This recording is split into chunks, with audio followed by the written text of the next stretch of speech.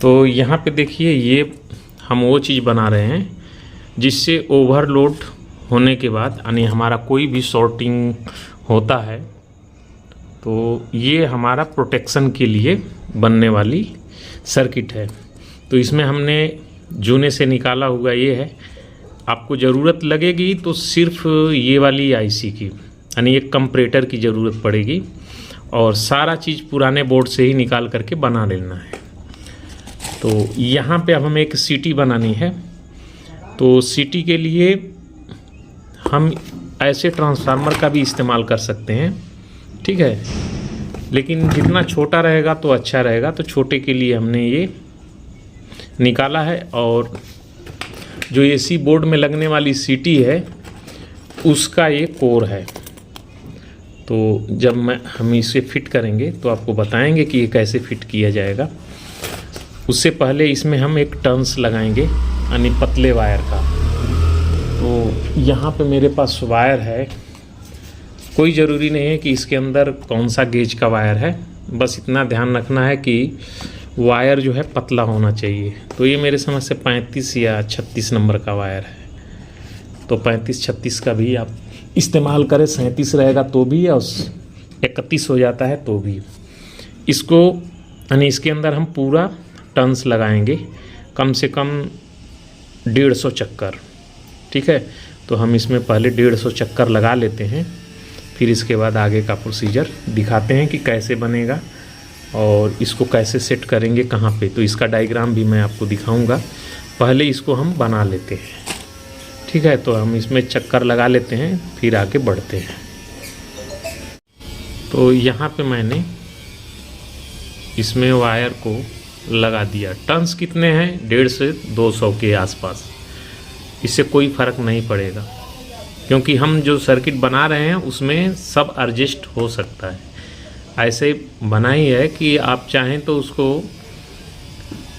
यानी 100 वाट से लेकर के 3000 वाट तक का इस पे हम आसानी से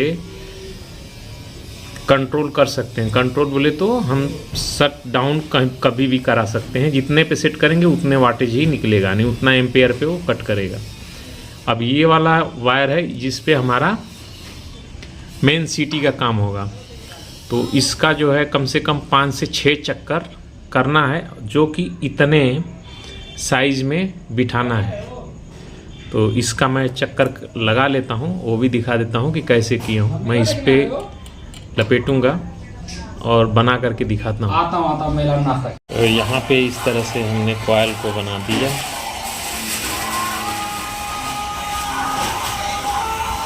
अब इसको हम इसमें सेट करते हैं।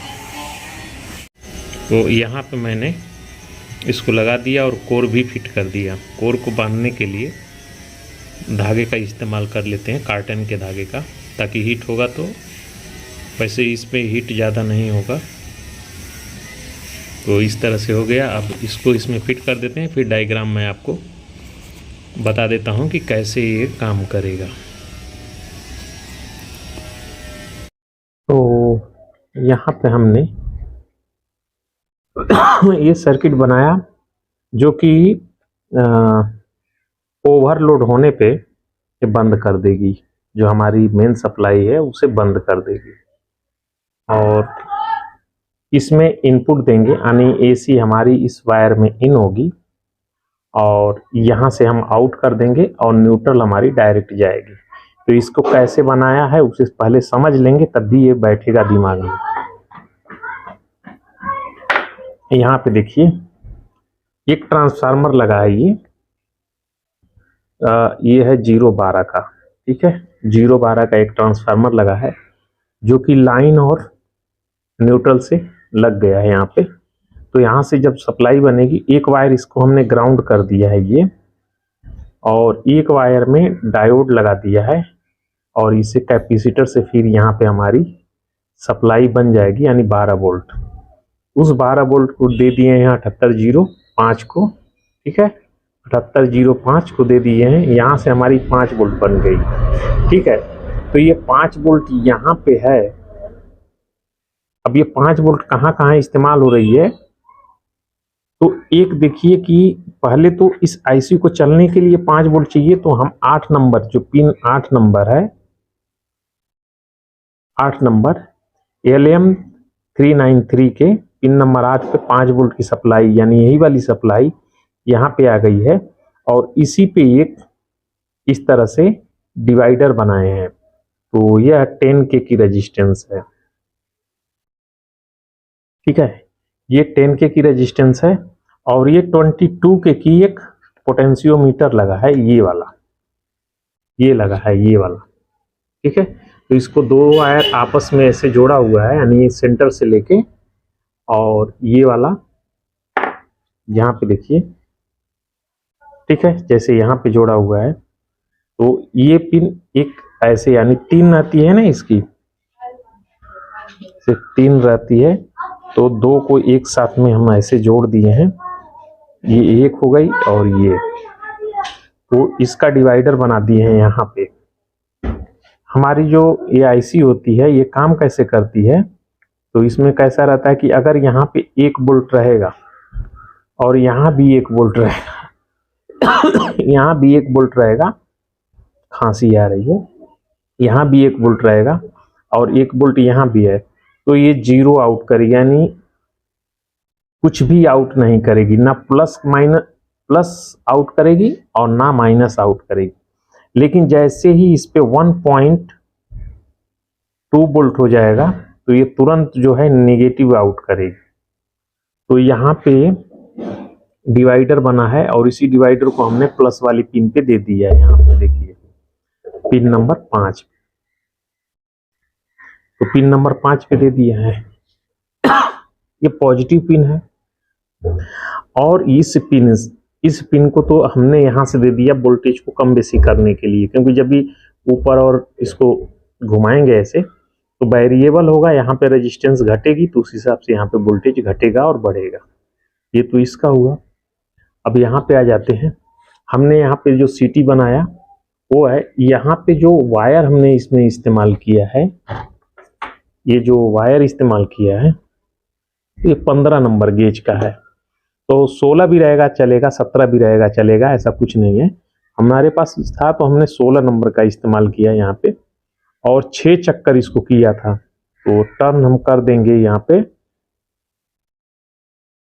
6 टर्न है, ठीक है, ये 6। और ये वाला जो था इसको हमने 150 किया था, 150 टर्न। और ये वायर का गेज था 36 नंबर की वायर आती है कांपर की, वो मैंने इस्तेमाल किया इसमें।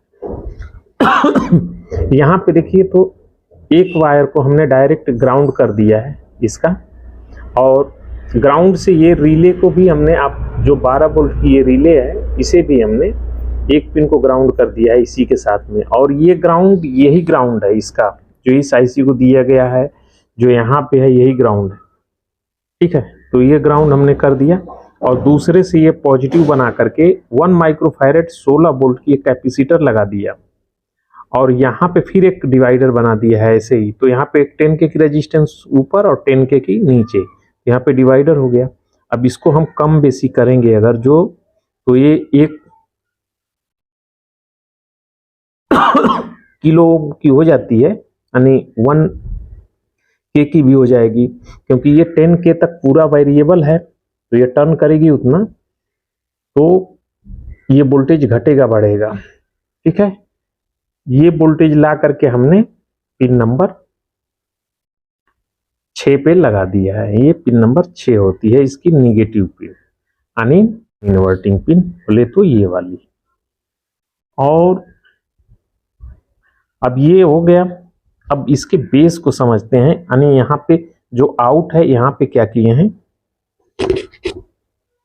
यहाँ पे हमने एक ट्रांजिस्टर ले लिया है NPN, इसके बेस को हमने 10 किलो ओम से पुल अप कर दिया, और इसका आउटपुट पिन नंबर 7 से जो आने वाली आउटपुट है, हमने ला करके इसके बेस पे जोड़ दिया।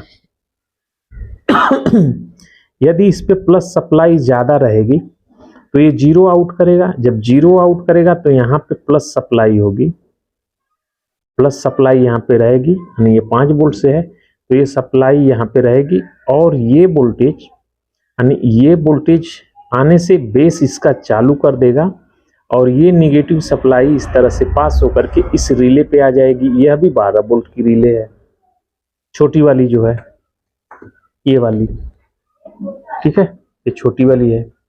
तो यहाँ पे अब आ गई, यहाँ पे हमने 12 वोल्ट लिया है, यही वाला है, ये वाली सप्लाई 12 वोल्ट लिया है।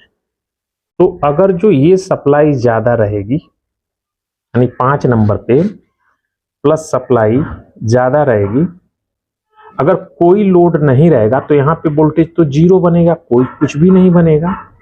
तो उस कंडीशन में यहाँ पे 0 वोल्ट होगा और इस पे वोल्टेज रहेगा ही रहेगा, क्योंकि यहाँ पे डिवाइडर है। तो हम जब खोल के रखेंगे यानी कि इसको कुछ बढ़ा देंगे तो यहाँ पे कुछ भी वोल्टेज रहेगा। अब यहाँ पे जब वोल्टेज है तो ये आउट के बदले में 0 आउट करेगी। तो जब ये 0 आउट करेगी तो यहाँ पे प्लस सप्लाई रहेगा और ये ऑन रहेगा और यहाँ से नेगेटिव फ्लो होकर के इस रिले को ऑन करा देगी। जब इस रिले को ऑन कराएगी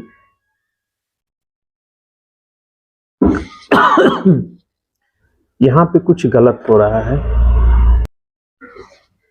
तो देखिए वो गलत मुझसे डायग्राम बन गया था, यहाँ पे समझिए। तो इस जगह पे ये जॉइंट है, ये ठीक है, ये जॉइंट है, इसके साथ में यहाँ से ये निगेटिव आएगी। अगर यहाँ पे 0 वोल्टेज रहा तो यानी इससे निकलने वाला वोल्टेज 0 रहा तो ये प्लस सप्लाई यहाँ पे रहेगी, यानी यहाँ पे प्लस सप्लाई रहेगी, ये ऑन रहेगा। ये निगेटिव ऐसे आकर के यहाँ तक पड़ी रहेगी, लेकिन प्लस सप्लाई जब तक नहीं मिलेगा इसे तब तक ये ऑन नहीं होगा। तो प्लस सप्लाई इसी रिले पे यानी जो ऑन होने वाला स्विच है यहाँ पे प्लस सप्लाई 12 वोल्ट आके पड़ी रहेगी और यहाँ पे हमारा एक पुश स्विच लगेगा, ये वाला, ठीक है। ये जो स्विच होता है जब हम इसको दबाएंगे ऐसे तो ये प्लस सप्लाई इधर से पास हो जाएगी। ये प्लस सप्लाई फिर जैसे ही यहाँ पे मिल जाएगी ये रिले ठक करके ऑन होगी और जब ये ऑन होगी तो प्लस सप्लाई यहाँ पे आ गई और ये यहाँ पे पहुंचेगी और ये भी रिले ऑन हो जाएगी क्योंकि निगेटिव उसको पहले से मिल रहा है। अब होगा क्या, जैसे ही इस पे लोड बढ़ते जाएगा और वो लोड यानी हम जितना सेट करके रखेंगे, यानी हमने यहाँ पे 1 वोल्ट सेट करके रखा है इसके जरिए, इस डिवाइडर से यदि 1 वोल्ट है यहाँ पे, तो यहाँ पे जैसे ही यहाँ पे लोड बढ़ेगा तो हमारा 1 वोल्ट से जैसे ही ऊपर होगा तो ये तुरंत निगेटिव आउट करेगा, यानी बदल जाएगा आउटपुट। तो ये निगेटिव आउट करेगा ये, और इस पे जो सप्लाई है जो प्लस इससे आ रही थी इसको कर देगा 0।